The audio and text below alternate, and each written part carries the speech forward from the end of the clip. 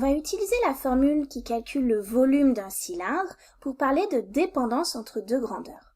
Donc le volume d'un cylindre, c'est l'aire de la base multiplié par la hauteur. Pour le moment, je manipule trois grandeurs.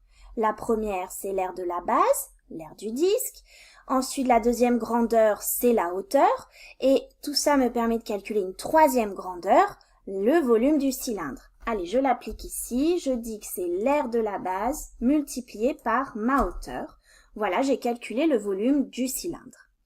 Bon, mais maintenant, je vais faire une hypothèse. Je vais me dire que l'aire de la base reste tout le temps la même, comme sur cette petite image-là.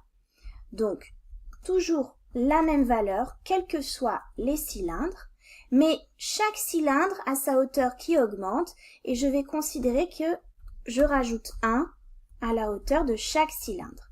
Donc finalement, il n'y a qu'une chose qui varie, c'est la hauteur et l'aire du disque reste constante. Ma formule, elle, c'est toujours la même, vous êtes d'accord, elle ne change pas. R de la base multiplié par la hauteur. Et qu'est-ce que je constate? Alors que l'aire de la base reste constante, eh bien le volume, lui, il augmente lorsque la hauteur augmente. Effectivement, je peux me dire en fait que quelque part, il y a de la proportionnalité là-dedans. Lorsque la hauteur varie, le volume du cylindre varie proportionnellement. Et ce volume du cylindre, il ne dépend que de la hauteur, puisque le reste constant. Autrement dit, je peux écrire le volume du cylindre en fonction de la hauteur. C'est ce qu'on voit mieux dans cette formule-là, regardez. Le volume du cylindre, c'est mon aire de la base qui est la constante 6,28 multiplié par la hauteur. Donc ce volume du cylindre, il ne va varier qu'en fonction des variations de la hauteur, puisque le reste constant.